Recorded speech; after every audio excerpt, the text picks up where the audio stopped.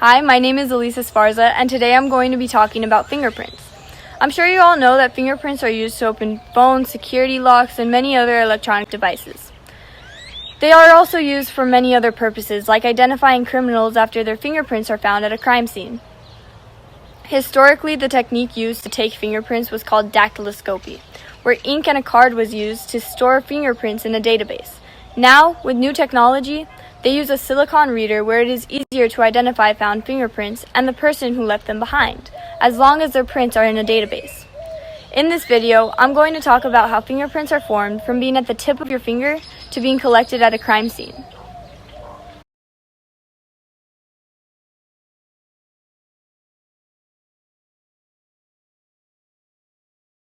Every person has a different fingerprint, a chemical identity. They are formed in the womb when pressure is created on the developing finger of a fetus. Your prints have microscopic pores that secrete sweat and oils. The sweat contains water, salt, amino acids, and proteins.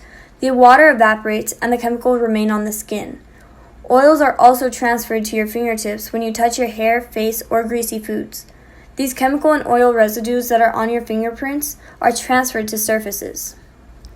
In this presentation, I will discuss how fingerprints are categorized, collected, and analyzed.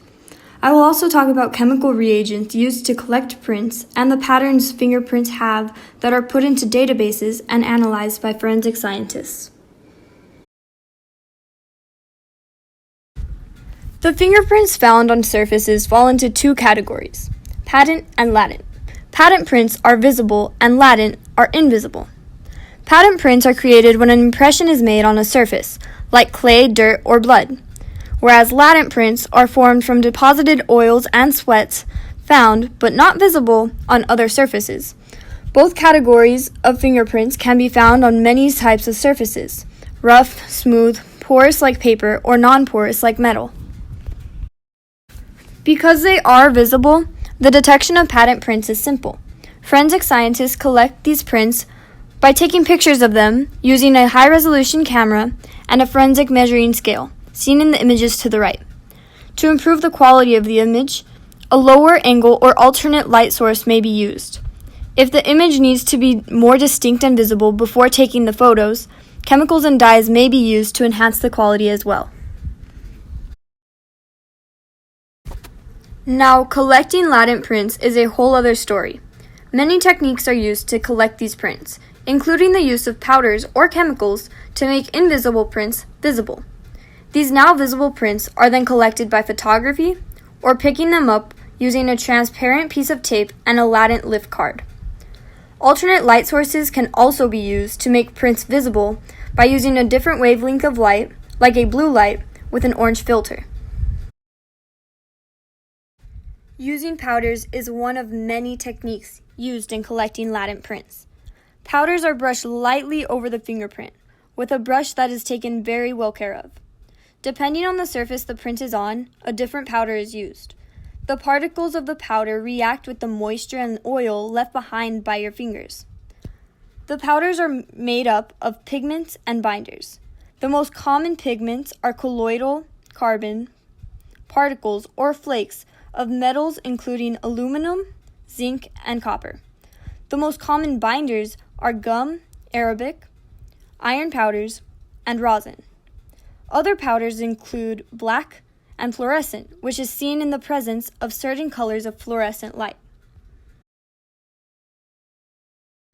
There are 3 known chemicals that are used to help see and collect latent prints.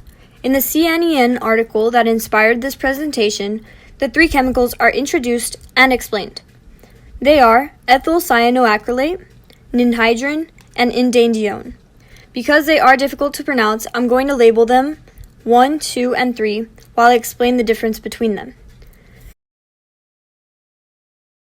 Chemical 1 is used for prints on non-porous surfaces.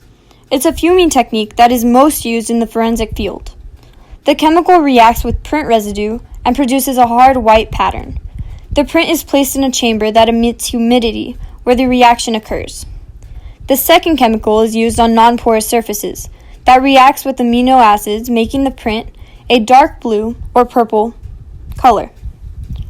It was discovered when it came in contact with the skin and made it purple. Water is also a part of this reaction, so humid environments help the reaction occur. However, light and oxygen cannot be present. This was discovered in 1910, but the chemical wasn't used properly until 1954. And the third chemical is a safer and cheaper alternative used on porous surfaces, making the prints glow when hit by a certain wavelength of light. Using these three chemicals helps for the prints to become visible, to be taken and analyzed by scientists. When analyzing fingerprints, scientists look at the ridges formed on them. These are patterns that take the form of loops, whorls, and arches. These help to identify who the fingerprint belongs to by comparing it to fingerprints in a database. Loops begin on one side of the finger, then curve up and around, and end on the other side. There are two types, radial and ulnar. Radial loops slope toward the thumb, and ulnar loops slope toward the pinky. Whorls form a circular spiral pattern, and arches form a shape like a hill. These ridges are studied under a small magnifier to view the minute details. Forensic scientists go through multiple hours of training to learn how to work with the delicacy of fingerprints. They learn techniques to become certified by the International Association for Identification, the IAI. Some agencies require a 4-year degree in science, along with the certification by the IAI. These scientists analyze fingerprints in labs using the ACE-V method: analyze, compare, evaluate, and verify. When scientists examine the fingerprint, they look at the ridges and see if it can be used for comparison. When they compare, they see if the minute details and characteristics have anything in common with other fingerprints that are in databases. The examiner then evaluates the prints and comes to the conclusion about sources of the print. After this process, it is verified by another examiner who repeats the method and comes to a similar or different conclusion and a final decision. The graph on the bottom right gives a simple explanation of this method.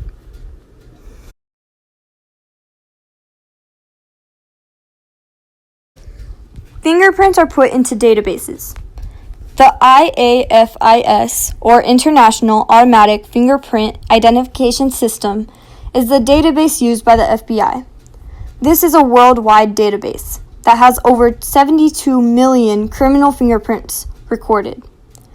There are many databases used around the world. However, the FBI's is the largest database in the world. The IAFIS does automated fingerprint searches and digital image storage that helps sort images. The fingerprints in these databases are used to compare fingerprints left behind on surfaces. So, in conclusion, everyone has their own fingerprint that never changes. The sweat and oil they produce deposits onto the surfaces you touch. As teenagers, we produce more sweats and oils on our fingerprints. The more residue that the fingerprints have, the longer they last on the surface. So, the older you are, your prints remain the same, but they are harder to capture when left behind. The two types of prints found are patent and latent prints. Patent are easy to detect and collect because they are visible, while latent are more difficult because they are invisible. And the patterns on your fingertips are called ridges, which come in the form of loops, whorls, and arches. Once they have been collected, fingerprints are analyzed by forensic scientists and put into databases. So that's all you need to know about fingerprints. I hope you enjoyed, and thank you for watching.